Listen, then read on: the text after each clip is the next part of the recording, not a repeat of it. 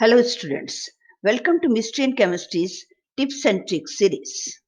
Understanding chemistry and scoring high in exams are two different things and hence require different set of skills.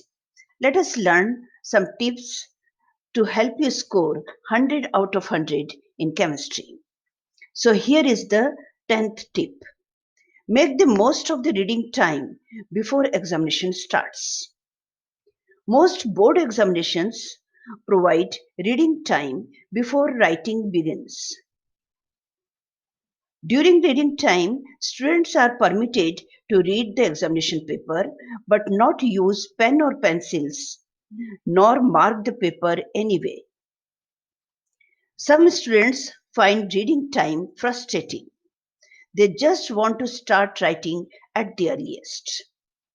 But a planned and systematic approach to reading time will help you tackle the examination paper more efficiently, effectively, and giving you a significant advantage provided you use it properly. Now, the question is what to do during reading time. Let us go through the first moments of the exam. You need a strategy.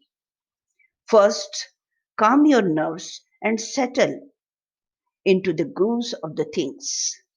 It is going to be at least 3 hours before you can breathe. So buckle up. Make sure you use this time effectively. 10 to 15 minutes is actually a good amount of time to wrap your head around the paper. So don't screw it up by staring at the ceiling. Now come back to that big question.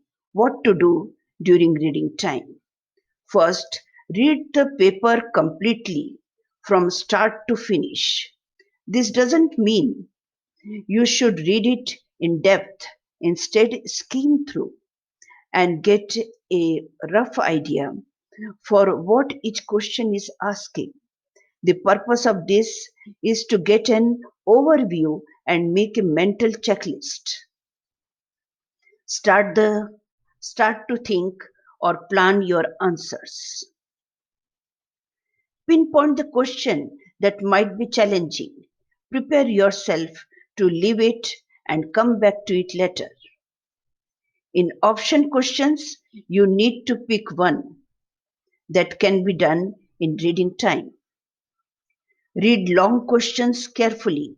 Understand the complicated instructions. Chalk out a plan to approach the examination.